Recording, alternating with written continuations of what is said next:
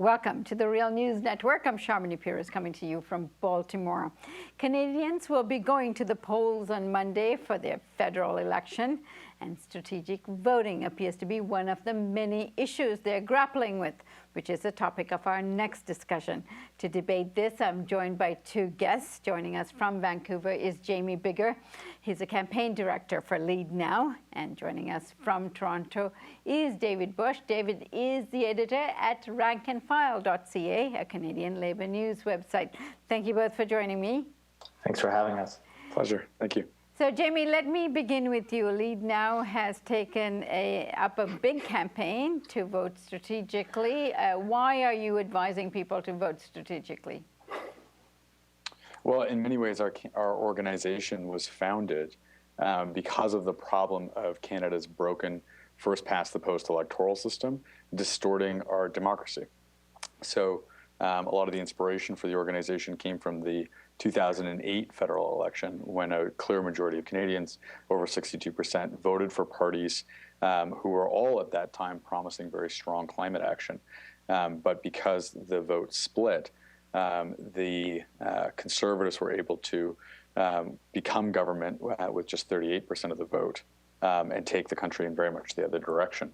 So we recognize that in order to be able to bring people together across party lines for progress that's necessary in our country, we needed to try to coordinate with one another to deal with this vote splitting problem. Over the last couple of years, as we've been campaigning to challenge the Harper Conservatives on a wide range of issues within our mandate of acting for a strong democracy, fair economy, and clean environment, it became clear that we needed to defeat them in this election if we were going to have a chance of getting progress on those issues. And our community voted to support a riding-by-riding campaign to bring voters who want change together to pick a candidate, the best local candidate who can win, to defeat the Conservative, and then vote together for that candidate. So it comes from a long history for us of responding to the problem of vote splitting in a first-past-the-post electoral system and wanting to see progress on these issues, and seeing that progress frustrated by that voting system and the united right that we face here in Canada. And Jamie, give us an example of how it exactly works. Sure. Sure, happy to. So there are a variety of ridings where in the last election, in the 2011 election, the Conservatives were able to win with substantially less than 50% of the vote.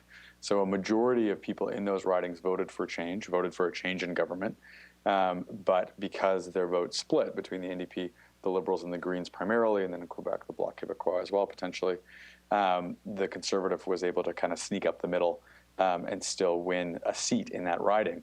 And when you add up all of those ridings, all of those places where Conservatives won because of vote splitting, they're able to get a strong minority government or a majority government in the House of Parliament with only barely over a third of the voters actually backing them in the polls. So 39% of the power turns into 100% of the vote when that riding-by-riding vote splitting adds up all across the country. And David, you're opposed to this strategy of strategic voting. Why? Well, I mean, a couple of things. I think, first of all, I would totally agree that our Canadian democracy is broken. It's a broken system. And that someone like Harper and everything that he represents needs to be defeated. But I think that it is a broken strategy that only will lead to sort of furthering the status quo in terms of our political discourse. I'm opposed to it because it doesn't work. And the history of strategic voting, which has deep roots in the labor movement, has been a failed strategy that we have as a movement been engaged in. And it's a real problem. And the second is, and I think there's no way to discernibly measure whether it's succeeding or not. But the second, more important problem is that it speaks to a wider political problem, where we're talking about polls and horse races rather than actual politics and issues, and that we should be focusing our efforts into defeating Harper as in defeating the right-wing agenda. Because it's not good enough to simply say we need to get rid of Harper or get rid of the Conservatives, to then see those very same policies and ideas being implemented by another party. And so, of course, David, some would argue at this point that let's get rid of the conservatives, get that factor out of the way, and then we can really discuss the politics, and that would bring about some sort of a more reasonable position on some of the issues that I think you at Rank and File, as well as Jamie at Leadnow, would agree on when I look at your particular websites. How do you respond to that? Well, yeah, I mean, we have to get rid of the conservatives, but it's not merely a matter of looking at static polls and then hoping we cast our ballot in the correct direction, right? It's more than ballot box politics. It's about taking those ideas and building that power in workplaces, in our community, and on the streets. And for this election, I'm just not sure it's going to work. It hasn't worked. It didn't work in Ontario in 2000, the provincial election, where unions formed the Ontario Electoral Network, OPSU, and the teachers union, the nurses, and the Canadian auto workers got together to strategically defeat the Conservatives in that election, and it resulted in a greater share of the popular support for the Conservatives. The same thing with the 2006 election. There was strategic voting being done by the unions, implemented that strategy. And the problem is we bank so much as a movement on defeating the Conservatives at the ballot box and strategic voting. We didn't put that necessary resources and effort into actually building the movements to sway the political discourse to the left and to where it needs to go. Jamie, what do you say to what David is saying? A few points. You know, I think David's raising a lot of legitimate points, and I agree with him on a variety of them. So, for example, I think he's absolutely right that much of the work that we need to do is in building stronger movements and in shifting the conversation around the issues and around the kind of a vision that we would have for a country and a society. And that is a lot of the work that our organization is engaged in between elections. There is very little, however, of that work that can be accomplished by civil society or third-party groups within elections themselves. In elections themselves, the conversation is very dominated by the political parties and by people who are trying to help voters who want to see the kind of government that they want in that country to try to get that government. And that's my second point then, which is that meeting people where they're at is an essential part of building strong and effective movements. And it is a minimum basis of unity for a huge number of Canadians across the country that they want to defeat the Harper Conservatives. That's a place where we're meeting people, many of whom have never been involved in politics before, let alone gone out and canvassed as they're doing with us.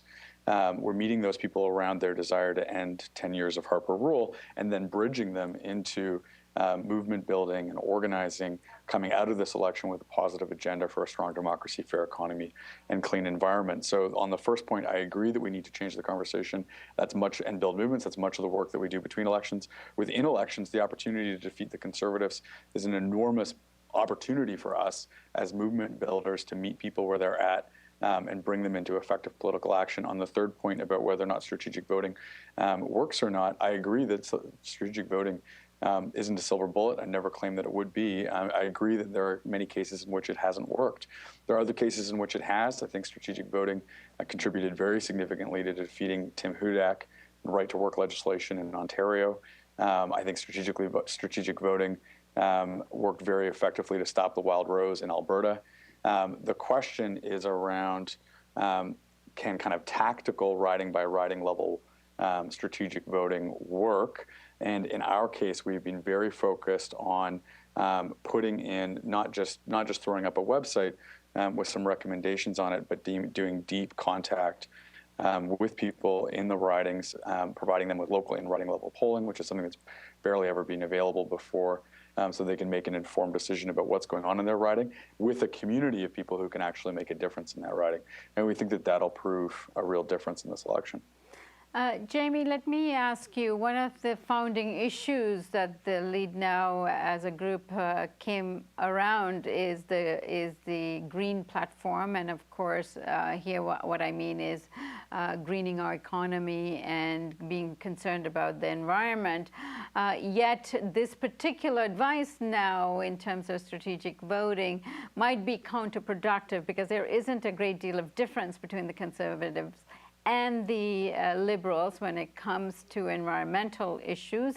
And so then ground zero in terms of where you start on this particular issue is more or less the same. What do you say to those people who are saying that the liberals and the conservatives are, there's not much difference between the two when it comes to environmental protection?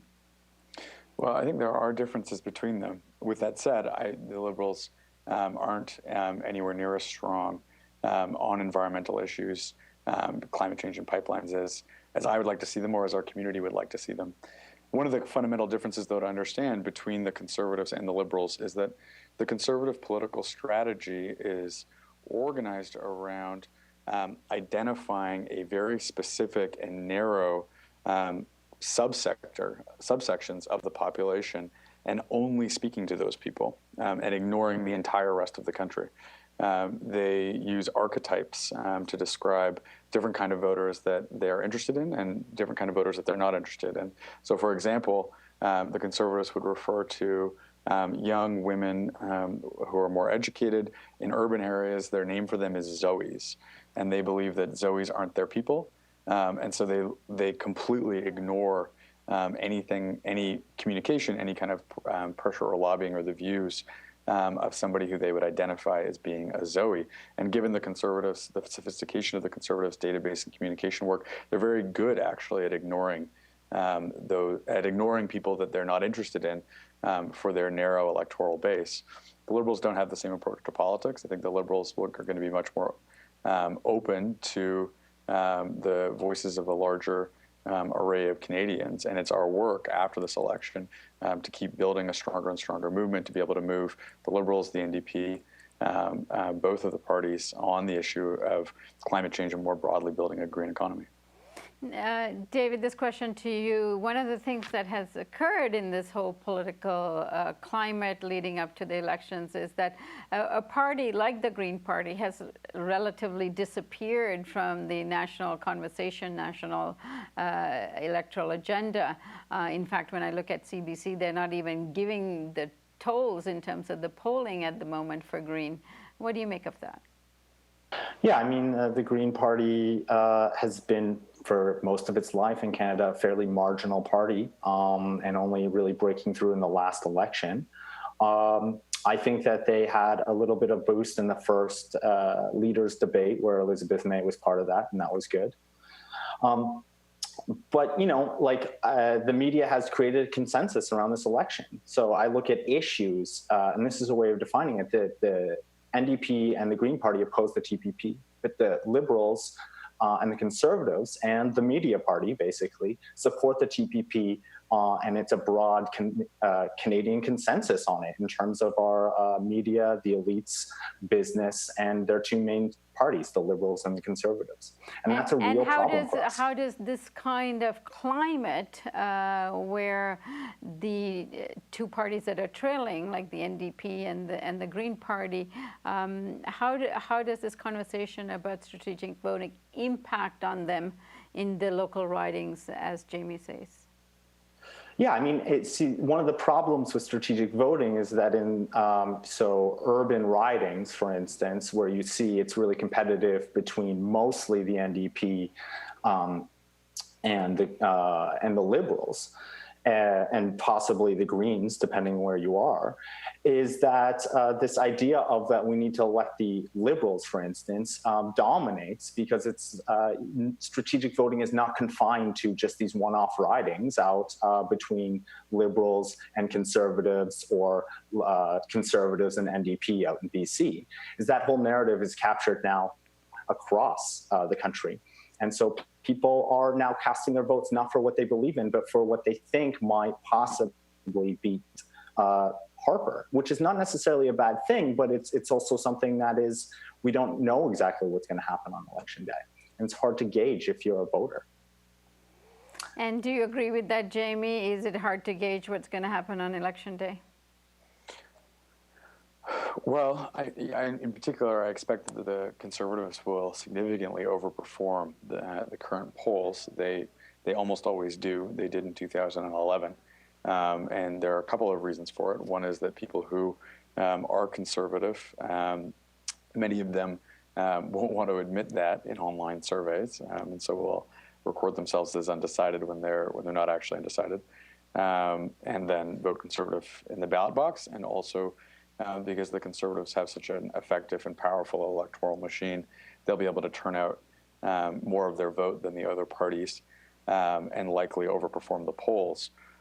With that said, I think that one of the things that we definitely have seen is that if you're looking at a national level, it's hard to predict exactly where folks are going to land in the polls. But at a riding level, many of the ridings resolve into fairly clear two-way races, where it's fairly clear whether it would be a Liberal candidate who would have the best chance to defeat the local Conservative, or it would be an NDP candidate who would have the best chance to defeat the local Conservative.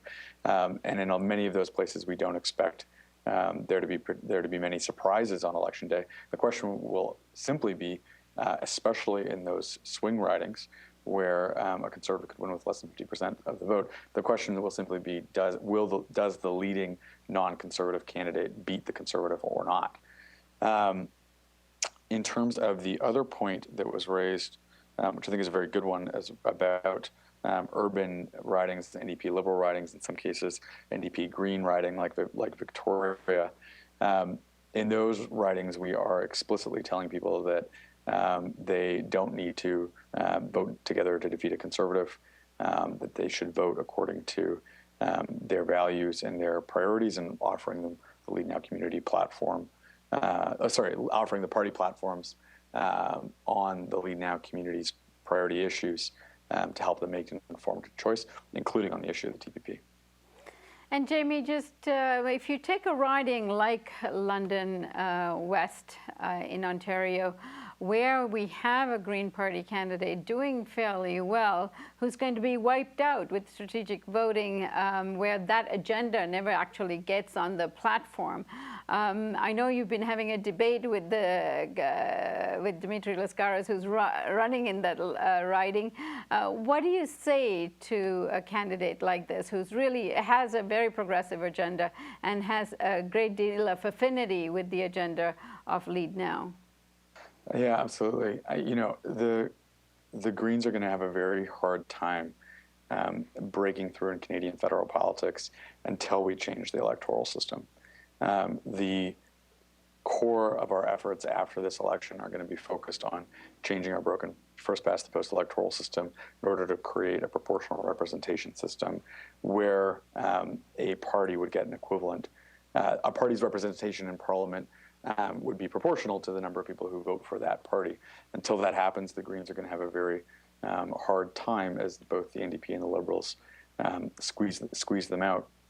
One of the things that we find is that there are very, very large numbers of Green supporters who are part of our community and have been part of the decision-making process to create the Vote Together campaign because of their shared frustration with the Harper Conservatives and the first-past-the-post electoral system, and the hope that we can work together to defeat the Conservatives and pass electoral reform and then never have to strategically vote again. And David, what do you say? You get the last word. So, I mean, a couple of things. One is in terms of electoral reform, the Liberal Party doesn't actually support any progressive electoral reform. They support ranked ballots, which is actually worse than what we have right now. Absolutely worse. On two levels. One, it is a play for them to cravenly take electoral reform and turn it into something that only benefits that party. Second, it actually narrows the debate and moves the debate, our political debate, into the center, because everyone is going to want to be everyone else's second choice, right? So it's moving the debate, not polarizing it, but moving it into the center. And this is a real problem when we want to tackle real issues like the TPP or climate change or workers' rights. We can't actually do that. Second of all, we have candidates running for the Liberal Party that are terrible. In Scarborough Southwest, we have Bill Blair running in a relative three-way race, and he's leading. And it's, in terms of the Vote Now together. That is the former chief of police in Toronto. Yeah, who's responsible for the largest mass arrest in Canadian history. Now, are we supposed to vote for him because he's the leading Liberal candidate? I mean, the Liberals are a real problem. And yes, they represent basically Harper policies in the new brand. They actually, in some ways, their government in the 1990s was worse, implementing deeper austerity than Harper's government, implemented war crimes in Haiti, and supporting security certificates. And this current incarnation of the Liberals supports Bill C-51, which Leadnow actually campaigns against. My point is that it actually, strategic voting, I don't think actually technically works. I don't think it delivers the goods. And more importantly, I think it disorients and disarms the electorate. So instead of us using that effort to build these movements up, we're confusing people over these issues. Jamie Biggar and David Bursch, thank you so much for joining us today. Great, thank you. Thank you for having us. Thank you. And thank you for joining us on the Real News Network.